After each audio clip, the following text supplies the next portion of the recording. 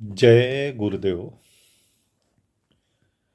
आज के वीडियो में दो सूक्तियां ले रहे हैं। एक सूक्ति कह रही है ब्रह्म सत्यम जगत सत्यम जीवो ब्रह्म सनातना, और दूसरी सूक्ति कह रही है ब्रह्म सत्यम जगन मिथ्या जीवो ब्रह्म्यो न परा। कौन सी सही है? दोनों सूक्तियां शास्त्रों की है, इस पे अपन विचार करेंगे। एक उदाहरण लेते हैं। एक व्यक्ति किसी महाराज के घर गया और वहां उन्होंने महाराज और उनके लड़के को देखा और उनके मन में ख्याल आया कि महाराज की एक पत्नी होगी और उस पत्नी से ये बच्चा होगा, अर्थात दो हैं। और उनने ये सूक्ति को दोहराया ब्रह्म सत्यम जगत सत्यम जीवो ब्रह्म सनातन। दूसरा व्यक्ति ठीक उसी महाराज के घर गया। उसने भी घर के मालिक, उसकी पत्नी और उसके बच्चे को देखा। फिर उसने मन में विचार किया कि घर का मालिक और उसकी पत्नी दोनों एक ही तो हैं, वो अलग अलग थोड़ी है, वो एक ही है। तो उसके विचार में जो सूक्ति आई वो आई ब्रह्म सत्यम जगन मिथ्या जीवो ब्रह्म्यो न परा। तो दोनों सूक्तियां कह रही हैं कि ब्रह्म सत्यम, कि ब्रह्म तो सत्य है। फिर विवाद क्या है? विवाद ये है कि माया सत्य है या असत्य है, जीव सत्य है या असत्य है। ये प्रश्न उठ खड़ा हुआ। अब हम इस प्रश्न का उत्तर देखेंगे। जैसे एक व्यक्ति है, थोड़ी देर के लिए समझने के लिए वो व्यक्ति मैं स्वयं बन जाता। मैंने युवा अवस्था पर विवाह कर लिया और दाम्पत्य जीवन बिताना शुरू किया। युवा अवस्था तक साथ देकर मेरी पत्नी मेरी वृद्धावस्था में मुझे छोड़कर चली जाती है और मैं पहले जैसा अकेला हो जाता हूँ। इसका मतलब मेरी स्त्री मेरे युवावस्था और वृद्धावस्था के बीच में मेरे जीवन में आई और कुछ काल तक जीवन का साथ देकर चली गई। इसी प्रकार संसार के पहले ब्रह्म था और संसार के अंत में अकेला ही रहने वाला वो ब्रह्म ही है। इसलिए ब्रह्म को सत्य कहा गया है।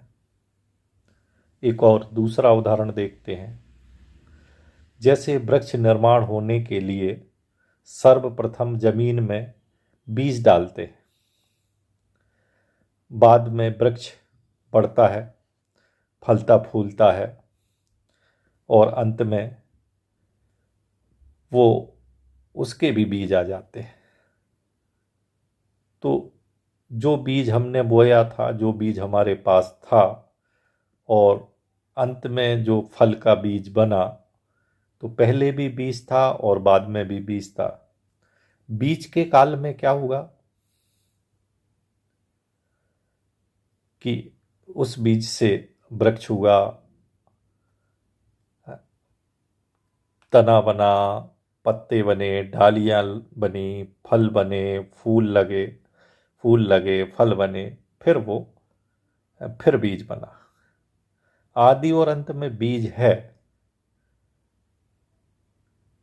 और लेकिन बीच में तो पेड़ है, पत्ते हैं, डालियां हैं, फूल है, फल है।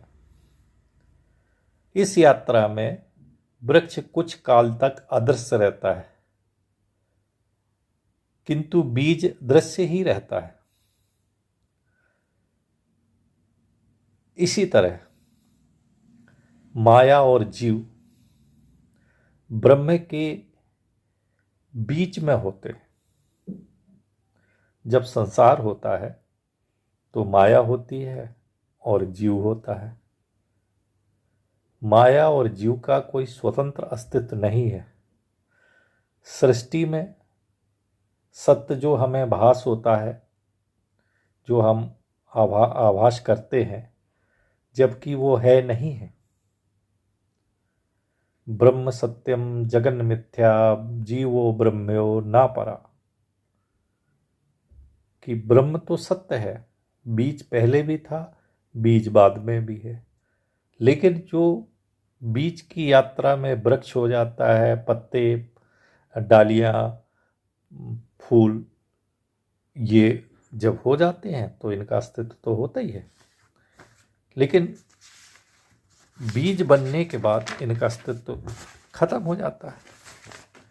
तो माया जो है वो स्वतंत्र तो है, पर वो पर ब्रह्म से प्रकाशित है।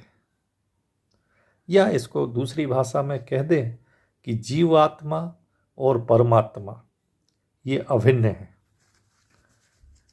इसको कहने का अर्थ कैसे निकलेगा कि परमात्मा में जीव विलीन होकर अपना जीवत्व भी कायम रखता है। रिपीट कर देता हूं, परमात्मा में जीव विलीन होकर भी अपना अस्तित्व रखता है। जब तक शरीर है तब तक ब्रह्मज्ञानी भी पूर्णतः विलीन नहीं हो पाएगा, है ना। कब विलीन होगा? जब ये शरीर नष्ट हो जाएगा तो जीवात्मा परमात्मा में स्थित हो जाएगा, उसके पहले नहीं। एक और तीसरा उदाहरण लेते हैं। पानी और बर्फ दोनों में एक ही सत्ता है, एक ही स्वरूप है, एक ही रूप है। पानी है और बर्फ है। बर्फ कैसे बना? पानी से। बर्फ पानी ही है, लेकिन बर्फ का अस्तित्व है। अब बर्फ को लीजिए। बर्फ भी दो प्रकार की है, एक नैसर्गिक रूप से जमी हुई बर्फ और एक कृत्रिम विधियों से जमाई गई बर्फ। एक में तो नैसर्गिक संस्कार है कि पानी बरसा और फिर हवा ठंडी हुई और बर्फ जम गई। एक कृत्रिम विधियों से पानी को ठंडी हवा के द्वारा निकाला गया और फिर बर्फ जमाई गई। तो बर्फ और बर्फ में भी फर्क है। लेकिन यदि हम बर्फ के टुकड़े को पानी में डालते हैं तो बर्फ का टुकड़ा नहीं डूबता है, जबकि दोनों पानी हैं। इसका कारण है संस्कार। तो हमारे संस्कार जब तक दूषित हैं, जब तक 84 के फेरे में भी हैं और हमारा अस्तित्व बना हुआ है, क्योंकि ना हमारा मोक्ष होगा, ना हम परमात्मा में विलीन हो पाएंगे या परमात्मा में स्थित हो पाएंगे। जीवात्मा और परमात्मा में जीवात्मा के जन्मांतरों के संस्कारों के कारण दोनों हमें अलग अलग महसूस तो होते हैं, लेकिन उनकी सत्ता, उनकी हकीकत, उनका सत्य तो एक ही है। कि चाहे बर्फ हो या पानी है तो वो पानी। ऐसे ही जीवात्मा और माया, इनका भगवान के अलावा कोई अस्तित्व नहीं है। संस्कारों के कारण इनका अलग अस्तित्व पता चलता है, लेकिन वो अस्तित्व भी भगवान द्वारा, भगवान के कारण है। इसी को कहते हैं कि कुछ लोग द्वैत को मानते हैं, कुछ लोग अद्वैत को मानते हैं। इससे फर्क कुछ नहीं पड़ता है। अद्वैत का एक सबसे सरल उदाहरण मैं आपको देता हूं।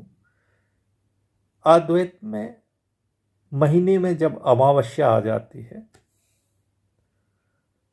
तब सूर्य और चंद्रमा की युति होती है, तब वहां अद्वैत होता है। वहां दो नहीं होते, वहां ड्यूलिटी नहीं होती है, वहां एक ही होता है। लेकिन इसके विपरीत जब पूर्णिमा आती है, तब सूर्य और चंद्रमा का प्रतियोग होता है, तब वहां द्वैत है। तब वहां चंद्रमा का अस्तित्व देखिए, पूर्ण चंद्रमा का अलग ही अस्तित्व है, अलग ही जलवा है। दिन में सूर्य का जलवा है, रात में चंद्रमा का जलवा है, बिल्कुल दो है, वहां द्वैत है। लेकिन अमावस्या को अद्वैत है, वहां ड्यूलिटी नहीं है। तो इसी कारण कि ब्रह्म सत्यम, इसमें तो कोई शक नहीं है। जगन मिथ्या,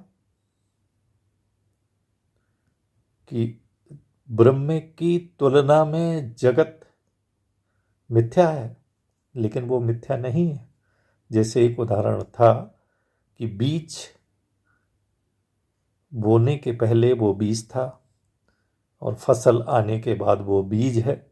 लेकिन बीज में की जो यात्रा है जीवन की, जब बीज उगता है, वो तना होता है, वो पेड़ बनता है, वो पत्ते, डालियाँ, शाखाएं, प्रशाखाएं फूटती हैं, उसमें फूल आते हैं, फल आते हैं, तो उनका भी अस्तित्व है, वो भी अस्तित्ववान है। और बीज में उनका अस्तित्व छुपा रहता है, और जब बीज को हम उगाते हैं तो वो फिर निकल आते हैं।